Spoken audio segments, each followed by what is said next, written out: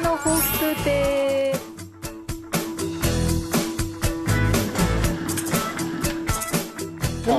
Дүүпүү гараа ирчлээ. Хав халуунаараа ингээд уурс авсуудаад гарч ирлээ.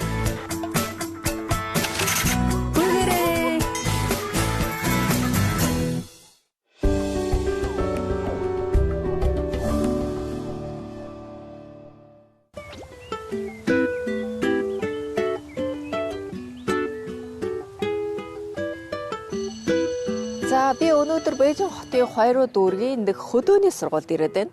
Хөдөөний сургууль гэхээр нэг хуучин юм уу хоцрогдсон зүйл төсөөлөгдөх байх. Гэхдээ тийм биш. Энэ сургууль нь харин эсрэгээрээ хотын хүүхдүүдийн мөрөөдлийн сургууль гэж хэлж болно. Яагаад гэж олон таван үг норчлохгүй бид хамтдаа танилццгаая.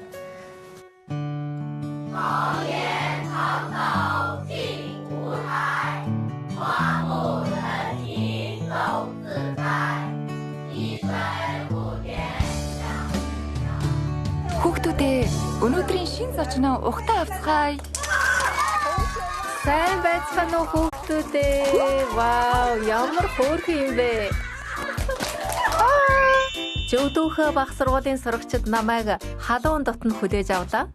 Өнөөдөр би практикт суурилсан сургалт үйлдвэрлэлийн хичээлтэй энэ сургууль дээр танилцах юм.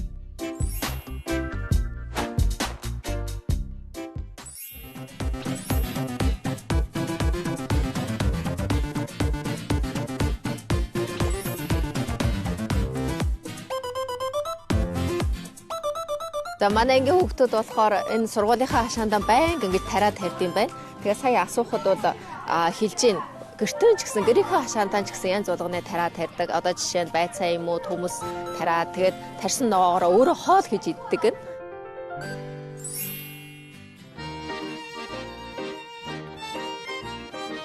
За энэ сургуульд явуулын кафе хүртэл байдаг юм байна. 三班哦， 你好，我是11九小咖啡厅的经理张子豪。 张 менежер сайн уу? 你好。 Одоо энэ сургууль нь болохоор жил болгон хүүхдүүдийнхээ дунд санал асуулга хийж одоо 10 мөрөөдлийн биелүүлдэг юм байна. Түүний нэг нь болохоор энэ онд байгуулагдсан энэ явуулын кафе юм байна л да. Тэгээ хүүхдүүд одоо энэ кафеда өөрөө кафе бичэн хийгээд энийг бас зах зээл борлуулж бас энэ тухайн нутгийнхаа аян жуулчид бас хүүхэн хувь нэмэр оруулдаг юм байна. Надад нэг аяга сүтэ кофе найруулж өгөх үү? 可以，这个是真正咖啡机。哦。把咖啡粉磨好了之后放入这里面，就能萃取出咖啡了。啊哈。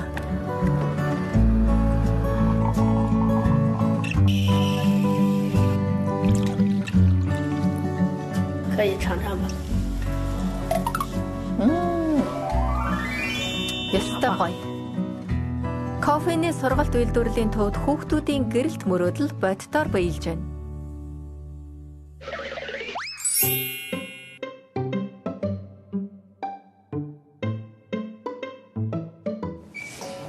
Ямар гоё өнөр хангалж байна. Сургуульд хүртэл ийм дүүпүүний сургалт үйлдвэрлэлийн төв хүртэл байдаг юм байна. Ямар сайн уу жиогша. Би бас дүүпүү хийж сурмаар байна. Надад зааж өгөх үү? Боллого яах вэ? Ям багш танд зааж өгнө. Баярлалаа танд. Ям багшаа сайн байна уу? Дүүфүү ихэд шар буурцганы сүү шахахаас эхлэнэ. Энэ харж байна уу? Чулуун тэрэм үүнийг цагийн зүүнний эсрэг эргүүлнэ.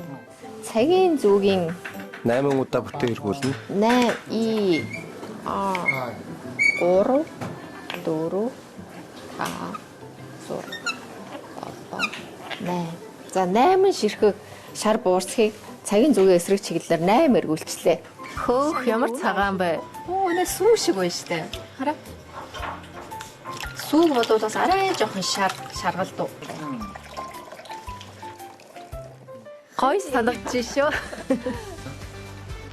Одоо ингээ хайсан гарч ирэх чи.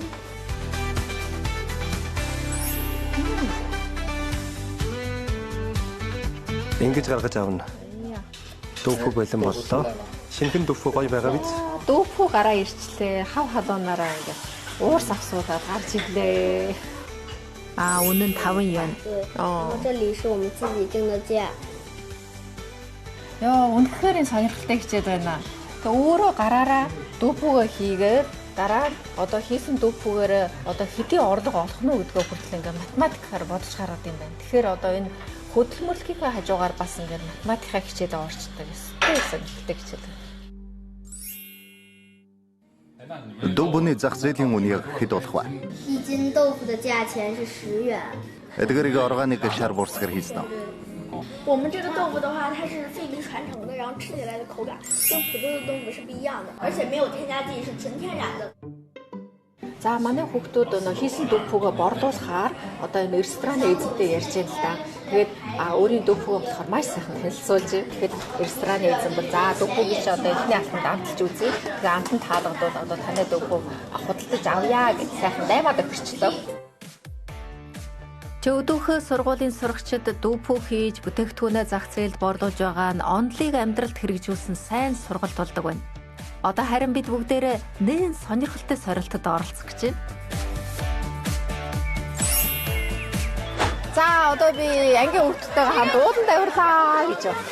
Одоо энэ сургуулийн хүүхдүүд жил болгон яг сургуулийнхаа дэрэгдэхүүн өндөр уулан дээр авирах тэмцээн зохион байгуулдаг юм байна. Тэгээд энийг Венисийн ууланд авирах тэмцээн гэж нэрлэдэг. Одоо ингээд хүүхдүүдтэй хамт уралдан да. За манай хүүхдүүдийн баг бэлэн болчлоо.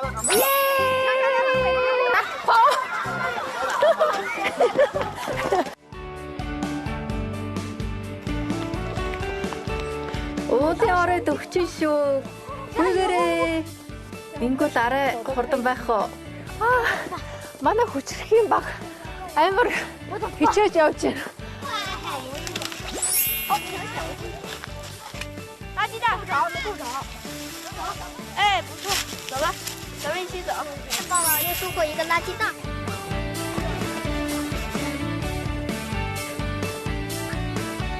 За ашгуудээ бид ирчлээ.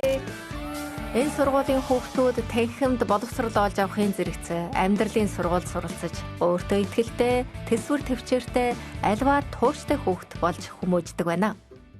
За өнөөдөр сургуулийн хашаанд маш утга учиртай нэг өдрийн өнгөрүүл бас зөндөө олон хөөрхөн найзуудтай боллоо. Яс гэртээ хайрлаа. Баяртай.